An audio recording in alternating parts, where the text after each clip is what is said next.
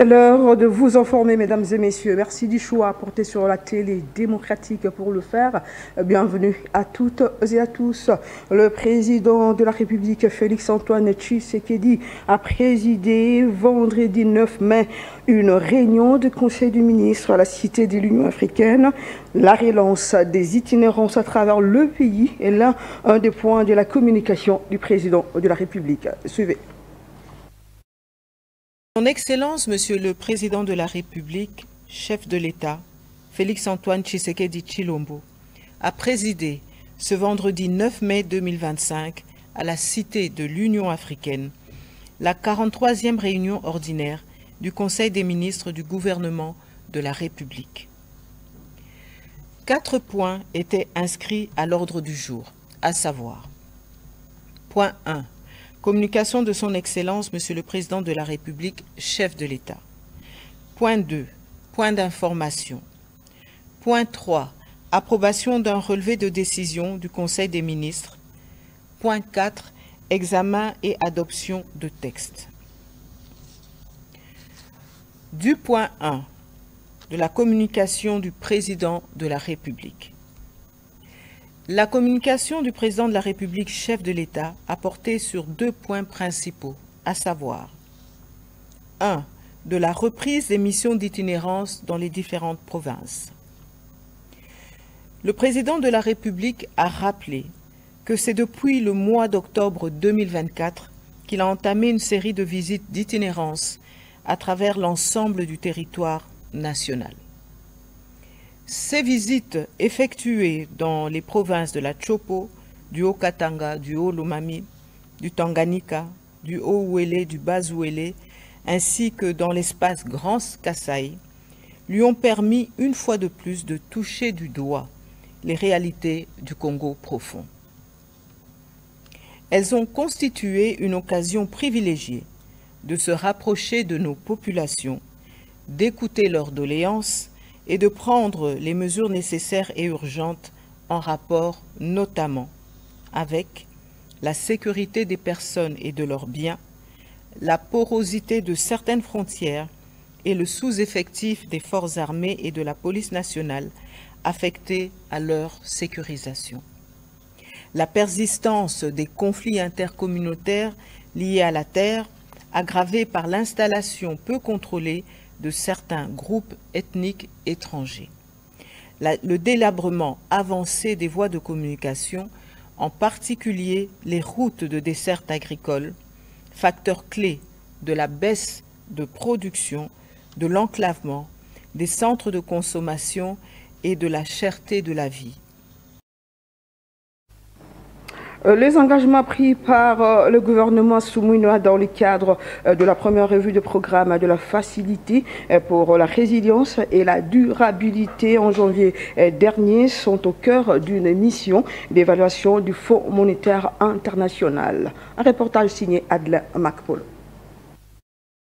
Cette mission d'évaluation, qui devrait se dérouler sans grande inquiétude, permettra de renforcer les mécanismes de stabilisation de l'économie, d'amélioration de la gouvernance et de la lutte contre le changement climatique en RDC, a expliqué Freddy Matungulu Mbouyamu, administrateur suppléant représentant la République démocratique du Congo au conseil d'administration du FMI. Pour le bon accueil qui nous a été réservé, nous sommes ici à Kinshasa dans le cadre de ce que nous appelons une mission de revue. La première revue du programme du Fonds monétaire international, ou plutôt de la République démocratique du Congo, qui est soutenue par le Fonds monétaire international, que nous avions négocié ici à Kinshasa au mois de novembre 2024, que le conseil d'administration du Fonds monétaire international a approuvé en janvier de cette année. Et nous faisons aujourd'hui la mission d'évaluation, la façon dont ce programme est en train de s'exécuter En principe, pour un programme comme celui-ci, il est prévu 6 revues. On en est à la première revue. Il y a une équipe du Fonds monétaire qui est ici à Kinshasa pour ça.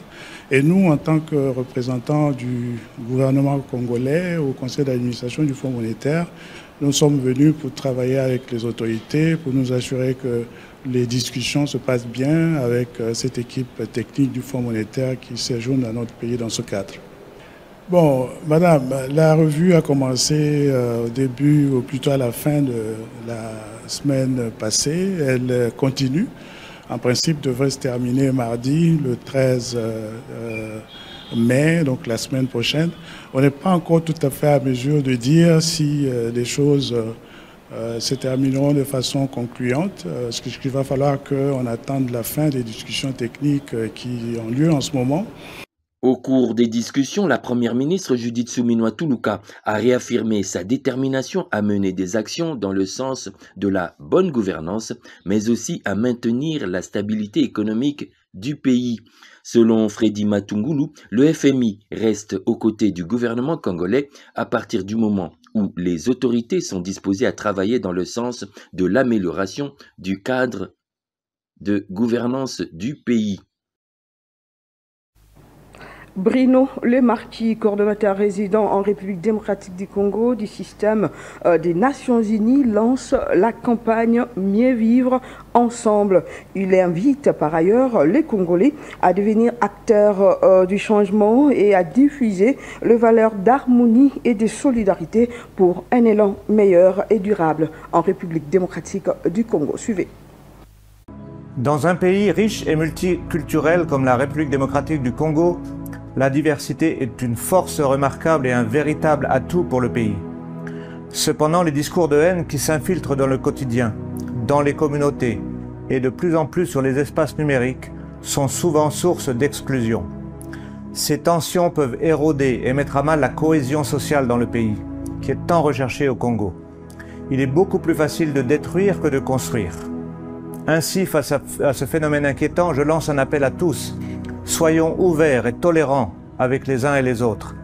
Plaçons les mots justes, posons des gestes unificateurs et menons des actions responsables. Unissons-nous pour la paix. Préservons le vivre ensemble et les droits de chacun dans un monde juste, équitable et inclusif. Ensemble, choisissons la paix. Tout à fait autre chose à présent, le dépôt par le député national Roger Étienne Bimola d'une proposition de loi relative à la classification et à la déclassification des informations sensibles en République démocratique du Congo. Suivez. Aujourd'hui, la RDC est devenue une passoire à information. Avec 9 pays limitrophes, nous ne pouvons pas continuer ainsi si nous voulons pouvoir garantir la sécurité de nos populations. Il n'existe en RDC aucun système d'accréditation. C'est-à-dire que des personnes non habilitées peuvent participer à des réunions pourtant très sensibles, des réunions où s'échangent des informations vitales, des réunions où se décident les opérations militaires, des réunions où se décident les lignes à tenir lors de négociations diplomatiques sérieuses et critiques. Donc la proposition de loi vient répondre à cette problématique en instaurant un régime clair du secret défense avec un système de classification en 3 étapes, partant du confidentiel, secret défense et top secret défense, afin de mieux protéger nos informations, mais également un système d'accréditation, parce que qui dit information secret défense veut dire également qu'il nous faut un système d'accréditation pour savoir qui est en mesure de consulter tel ou tel document classifié, telle ou telle information classifiée. Comment pouvons-nous gagner un conflit armé? Comment pouvons-nous repousser l'agresseur? Comment pouvons-nous gagner une guerre lorsque nos informations, telles que notre système d'armement, nos infrastructures critiques, notre corps armé, nos effectifs, sont connus de l'ennemi? Nous devons faire en sorte de doter notre nation d'outils réglementaires permettant de repousser l'agresseur, permettant de défendre notre souveraineté nationale. Nous aurons enfin un registre numérisé permettant de retracer les personnes accréditées dans le pays et ayant accès à des informations classifiées. Il n'y aura plus jamais de fuite sans sanction dans notre pays. Beaucoup de pays utilisent des systèmes de classification afin de garantir la sécurité de leurs informations sensibles.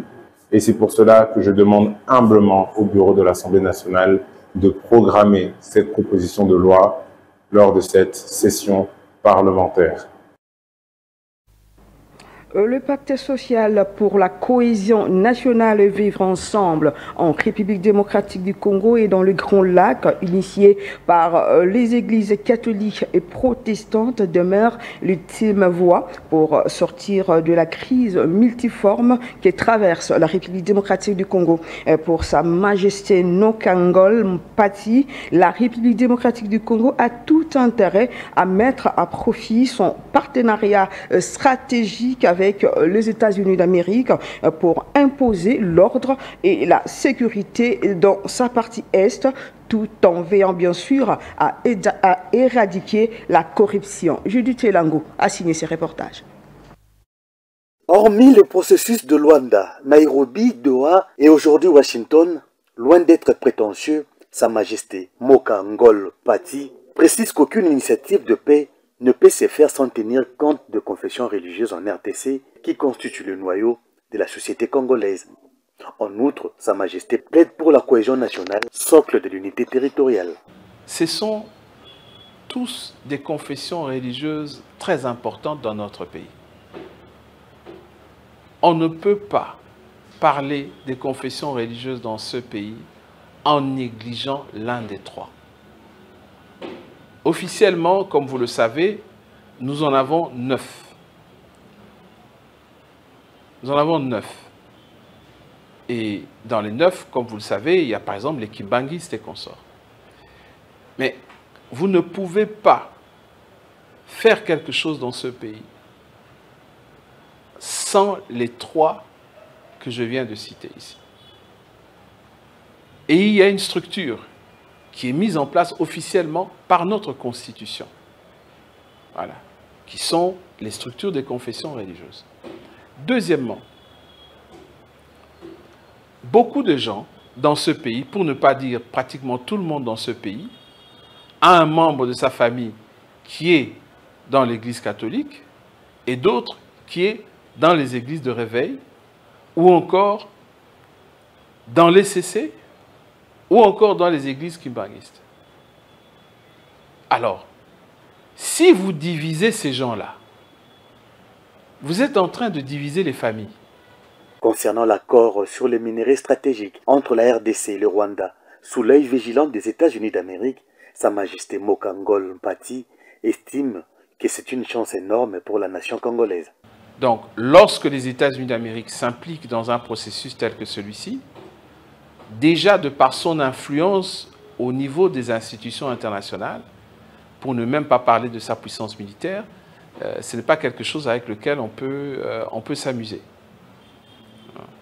Donc pour les Congolais, c'est une chance extraordinaire que nous avons pu emmener les États-Unis d'Amérique là où ils sont aujourd'hui, c'est-à-dire d'accepter de s'impliquer directement dans la réconciliation entre le gouvernement congolais et le gouvernement rwandais.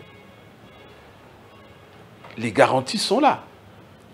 Parce que si vous signez un accord et que vous ne le respectez pas, ben, il y a toute une série d'outils, de sanctions qu'ils peuvent mettre en place pour vous faire des problèmes, pour vous créer de l'ombre ou de l'ombrage.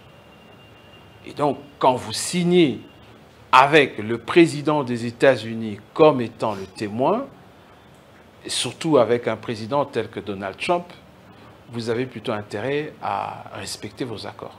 Le roi des Yanzi, Sa Majesté Nokangol Mpati, pense qu'un dialogue interne est le bienvenu pour aplanir certaines divergences avec le M23.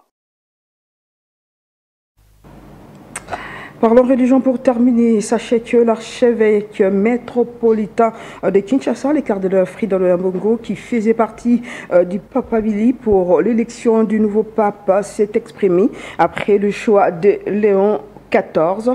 Pour lui, les cardinaux n'ont pas mis longtemps pour tomber tous d'accord sur un nom. Suivez. Je ne peux pas dire que je suis entré en conclave avec des idées très claires. Et moi, j'étais même surpris de constater que malgré cette confusion au départ, on n'a pas mis longtemps pour tomber tous d'accord sur un nom. Et quand je dis nous, ça signifie des cardinaux venus d'horizons divers, qui ne se connaissaient pas. Et là, je rejoins ce que dit le cardinal Aveline. Le Seigneur avait déjà choisi son candidat. Il n'attendait de nous que de le rejoindre sur son choix. Et je crois que ça a été vite fait parce que nous tous, nous étions entrés en conclave de bonne foi. Je crois que ça a beaucoup aidé. Il n'y avait pas comme on entend... Pas comme dans les films. Dans le film, des agendas, des calculs. Je crois que les cardinaux n'étaient pas dans cette dynamique-là. Tout de suite, nous avons rejoint ce que le Seigneur nous indiquait comme chemin. Fin de cette édition, mesdames et messieurs. Merci de nous avoir suivis. Le prochain rendez-vous, c'est pour le samedi prochain, toujours avec le même plaisir. Au revoir.